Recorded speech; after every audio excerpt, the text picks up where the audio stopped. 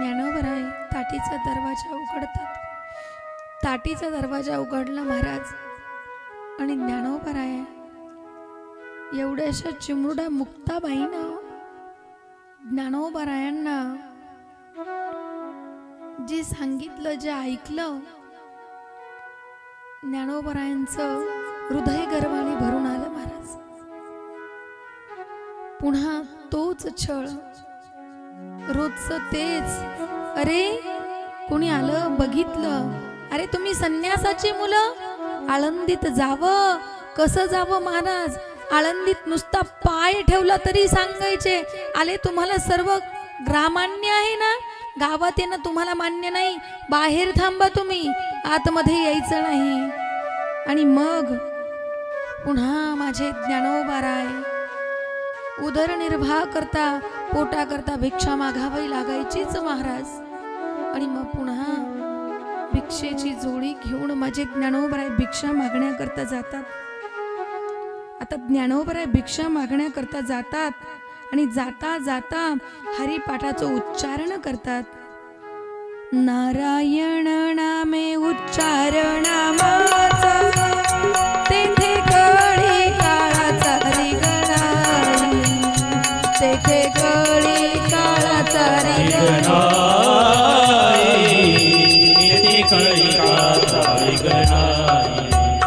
तेथील प्रमाणे नेनवे वेदासी केली कळे, ते जीवन तोसी केली कळे.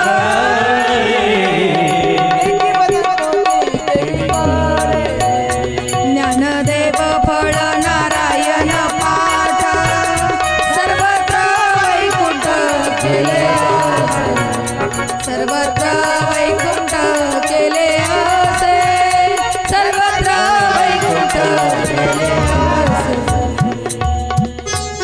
आणि असं करत करत भिक्षा मागताय महाराज. हरिपाठात तल्लीन होऊन भिक्षा मागताय. भिक्षांदेही महाराज. इतकेसे मुलं माझ्या ज्ञानोबरायांची हेटाळणी करतायत, टबाळकी करतायत. कुणीही पीठ देतय महाराज, तर कुणी त्या पिठामध्ये शेण टाकतय. पण ज्ञानोबराय आपल्या हरिपाठात इतके दंग आहे. पुढं जातात महाराज, पुढचा अभंग म्हणतात, पुढं अभंग म्हणत म्हणत चालतात आणि पुन्हा पुढं भिक्षा मागतात. नामचिंतनामध्ये इतके तल्लीन आहेत. कोणी दगड टाकतय महाराज, तर एका जणाने पत्रवाळीमध्ये अन्न आणलं आणि दुसऱ्याने त्याच्यामध्ये विष्ठा टाकली महाराज. आणि ज्ञानोबरायांच्या झोळीत टाकावं आणि ज्ञानोबरायाने ती झोळी आपल्या काखामध्ये घ्यावी आणि पुढं आपला हरिपाठ म्हणत म्हणत चालावं.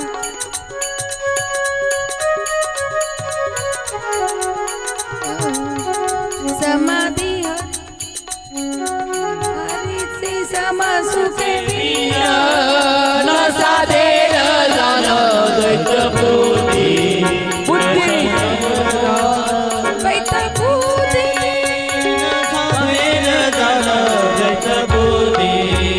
बुद्धीचे वैभव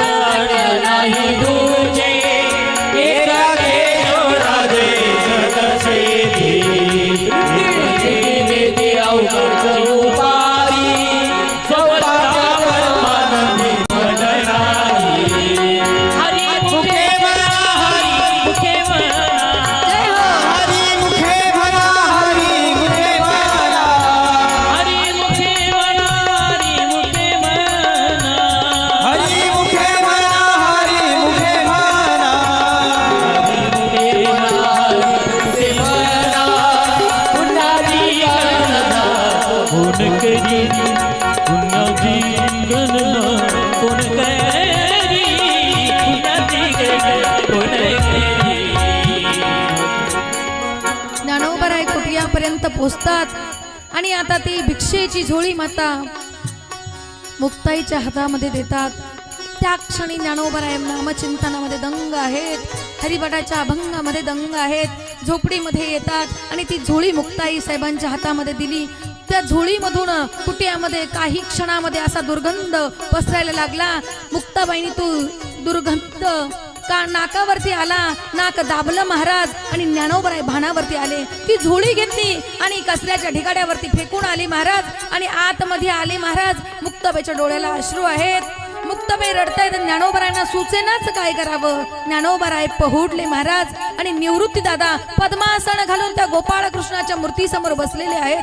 पद्मासन घातलं. सोपान काकाने कुटियाचा दरवाजा बंद केला आणि आता निवृत्ती दादांच्या मांडीवरती सोपान काका डोकं ठेवतायत आणि निवृत्ती दादांनी इतकं प्रेमाने सोपान काकांच्या डोक्यावरती हात फिरवावा आणि सोपान काकांना विचारावं, सोपाना तुला भूक लागली का रे, तुला भूक लागली. आणि त्या प्रेमाच्या हातानं निश्चित सोपान काकांना भूक लागलेली होती महाराज, इतकी भूक लागलेली होती. पण माझ्या सोपान काकांनी सांगावं, दादा मला अजिबात भूक नाही रे, कशी भूक लागेल. आणि हे शब्द कानावरती माझ्या माऊलींच्या पडतात. माऊलींच्या डोळ्यामधून अश्रूच्या धारा लागतात, अश्रूच्या धारा आहेत डोळ्यामध्ये. मुक्ताबाई, ज्ञानोबराय, सोपान काका, निवृत्ती दादा तिघेही जण आता अंथरुणावरती झोपतात महाराज.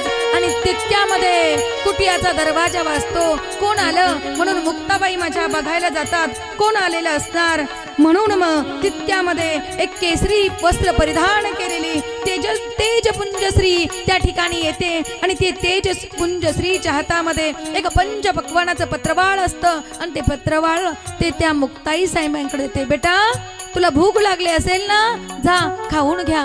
मुक्ताई साहेब त्या आणतात आणि बाळकृष्णाच्या समोर ठेवतात. बाळकृष्णाच्या समोर ठेवल्यानंतर चारही भावंड बाजूनी बसतात.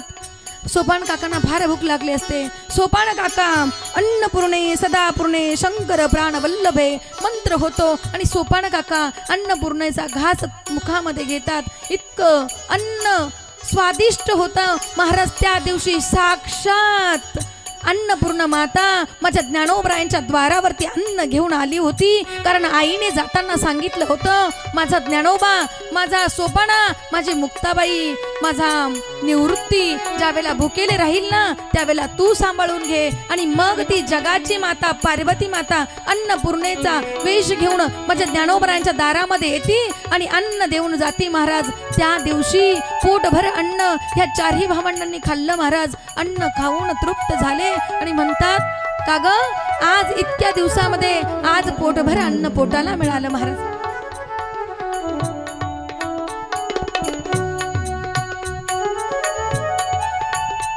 आता पोटभर अन्न मिळतंय पोटाला, त्या दिवशी पोटभर खातात महाराज. पण दुसऱ्या दिवशीचा प्रश्न आहे. आता निवृत्ती दादा सांगतात, असं करून जमणार नाही. ज्यासाठी आपल्या आईवडिलांचं बलिदान केलं, आपल्याला शुद्धी मित्र मिळायला हवं म्हणून आपल्या गावी आप्पेगावला प्रस्थान ठेवतात. आप्पेगावला निघाले.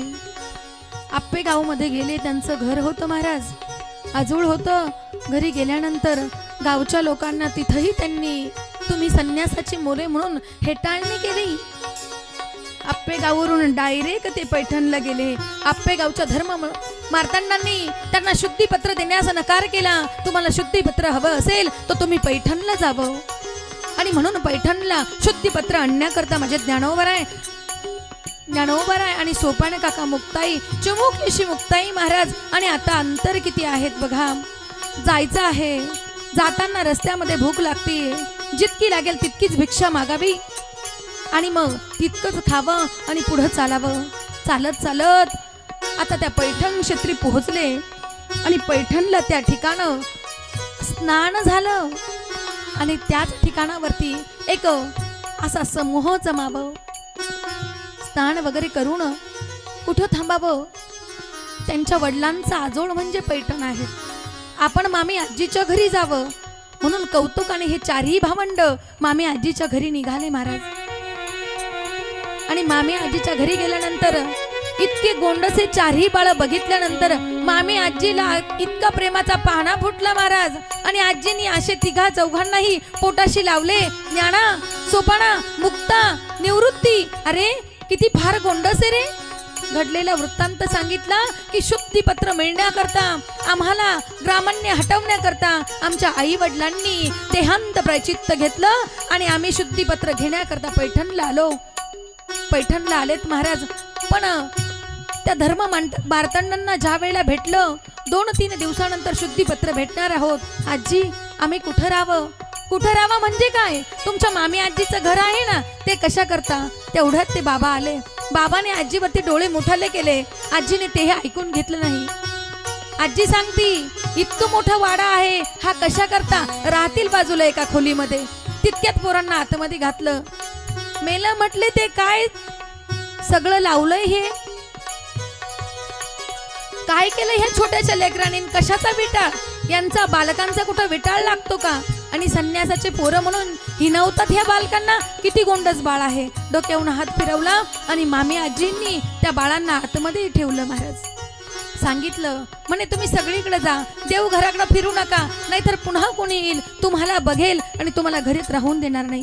3 दिवस आजींनी खाऊ दिला, कढी दिली, गोड गोड पदार्थ केले. महाराज आता ह्या वडिलांच्या आजोळाच्या ठिकाणी पितरांचं जेवण होतं.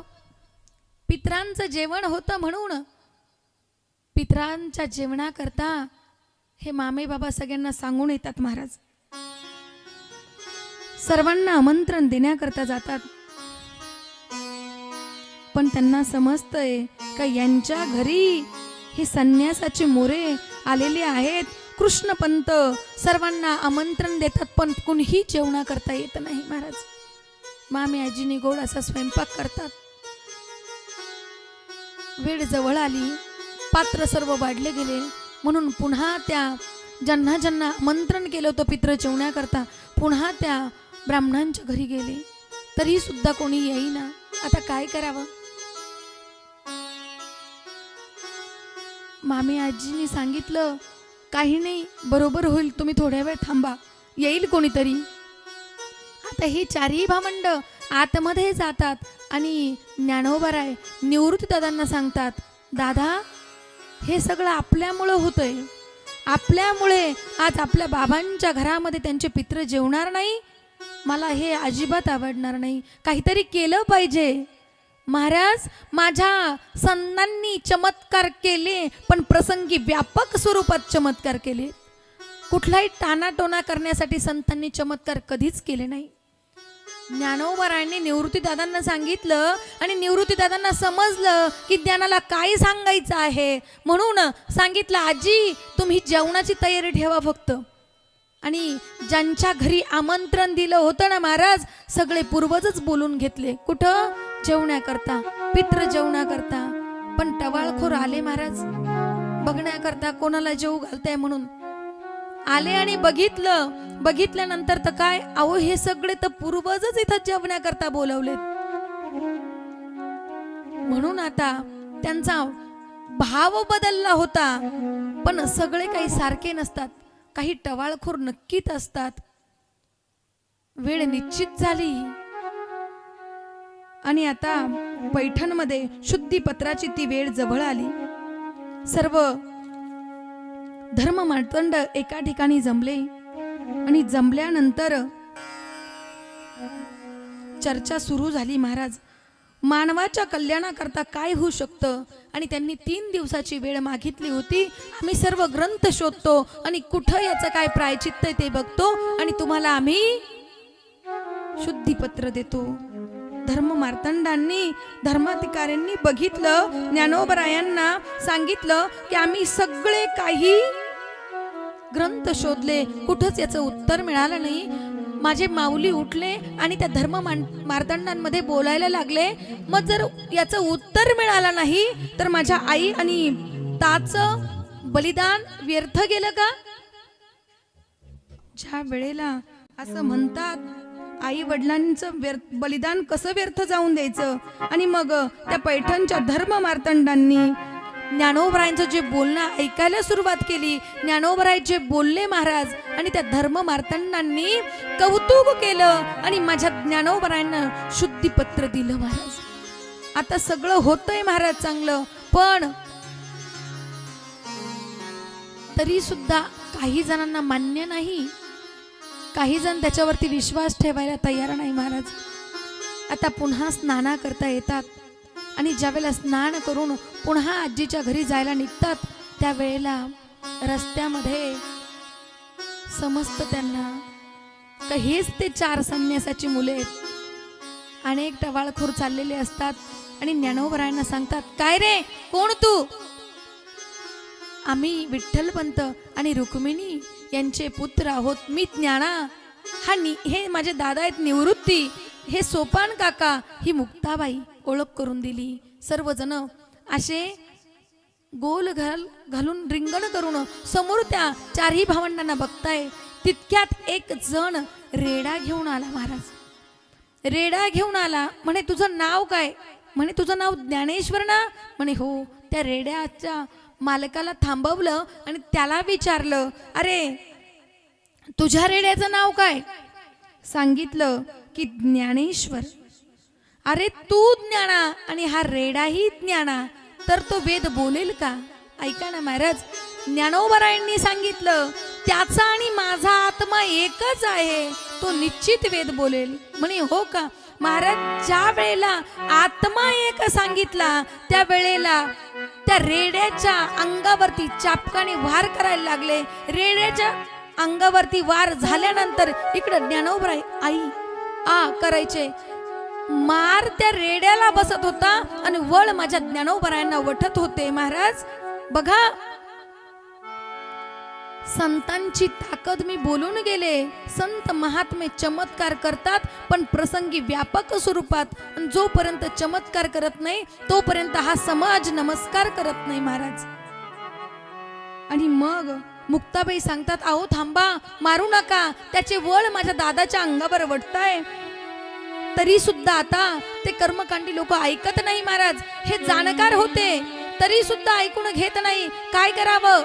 थांबे ना. म्हणून तितक्यात एक जण बोलला, का रे, हा रेडा बोलेल का? का बोलणार नाही? बोलेल ना. ज्ञानोबरायांनी सांगितलं, का बोलणार नाही? त्याचा माझा आत्मा जर एकच असेल तर रेडा निश्चित वेद बोलेल. रेड्याच्या मस्तकावर हात ठेवला, शक्तिपात केला महाराज. रेड्याच्या मस्तकावर हात ठेवला, शक्तिपात झाला आणि रेडा वेद बोलायला रेड्या मुखी वेद बदविला, हरिवत गांगार वेला. वेद बोलविला, हरिवत गांगार वेला. रेड्या मुखी वेद बदविला, हरिवत गांगार वेला. रेड्या मुखी वेद बोलविला, हरिवत गांगार वेला. तेला ज्ञानोबा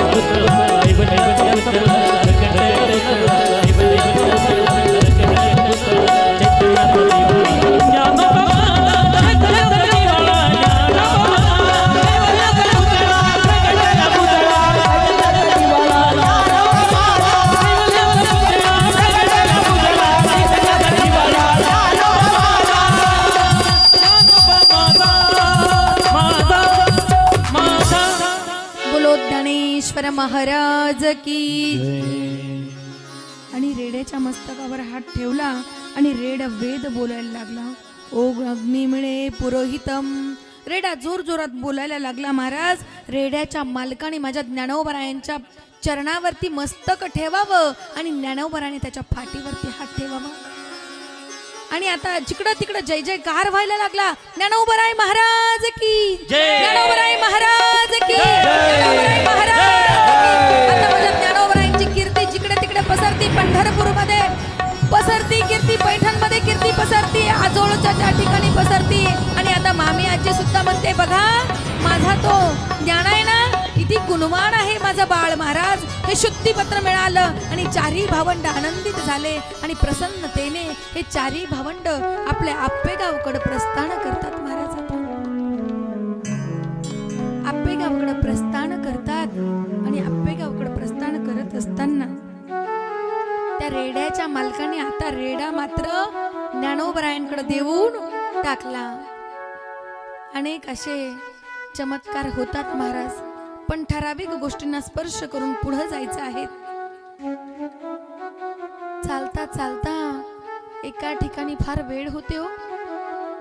वेळ झाली आणि वेळ झाली त्यामुळे ज्ञानोबरायांना त्या दिवशी असा विडांचा कडकडाट व्हायला लागला.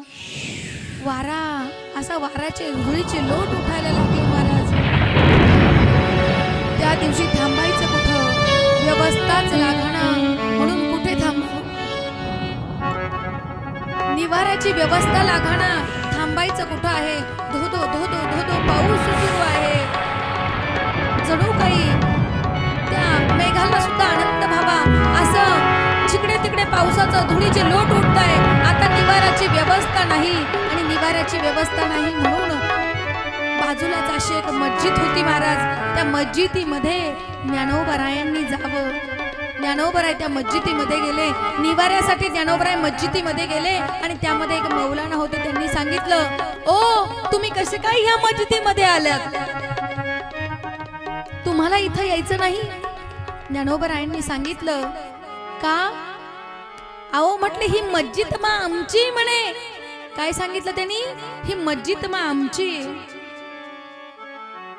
ज्ञानोबरा म्हटले, ही मस्जिद मा तुमची का? म्हणे हो. म्हणे असं नाही होणार. म्हणे हो. म्हटले ही मस्जिद मा आमची म्हणे. ज्या वेळेला असं सांगितलं महाराज, त्यावेळेला मग ज्ञानोबरायांनी सांगितलं, अरे मग आपण दोघांनी विचार करण्यापेक्षा त्या मस्जिद मालाच विचार, तू कोणाची म्हणून. आणि मग त्या मौलानाने आवाज दिला, ए मस्जिद मा तू किसकी आहे? ए मस्जिद मा तू किसकी आहे? ए मस्जिद मा तू किसकी आहे? प्रति उत्तर येत नाही. आणि मग आता तो मौलाना सांगायला लागले, अहो मस्जिद कधी सांगत असते का ही कोणाची आहे? ह्या भिंती कधी बोलत असतात का? हे पाषाण असे दगड कधी बोलत असतात का? माझ्या ज्ञानोबरायांनी म्हणले, विचारा ज्ञाना, तुम्ही विचारा. तुम्हाला वाटतंय ना हे बोलत नाही, पत्थर आहे. ज्ञानेश्वर महाराज सांगतात, हे पत्थर नाहीये, हे बोलतात. मग बोलतात तर तू विचार. माझ्या ज्ञानोबरायांनी आवाज दिला, ए मस्जिद मा तू किसकी आहे? ए मस्जिद मा तू किसकी आहे? ए मस्जिद मा तू किसकी आहे? आतमधून आवाज आला, बेटा मैं तुम्हारी हूँ, बेटा मैं तुम्हारी हूँ, बेटा मैं तुम्हारी हूँ. महाराज त्या निवाऱ्यापुरते त्या ठिकाणी थांबले. बघा असा प्रवास करत करत अनेक जीवनातील प्रसंग घडतायत. पुन्हा आपल्या आजोळी आले.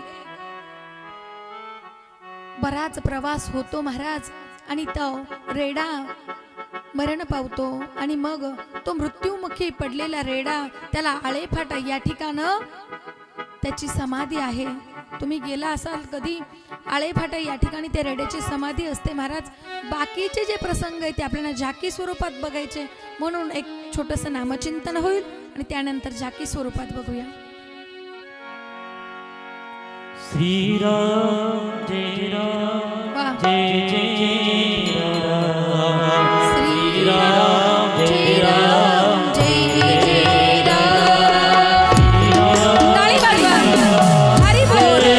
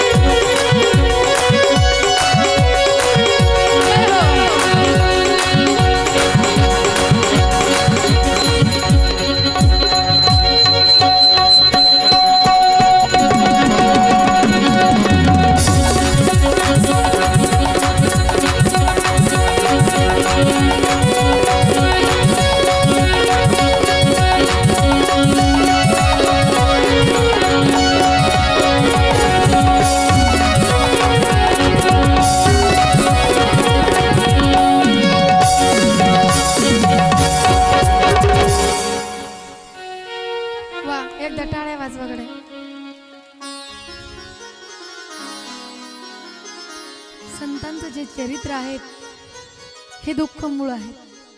म्हणजे दुःखामध्ये अनेक त्यांच्यावरती जे प्रसंग आहेत, जो कथा भाग आहेत,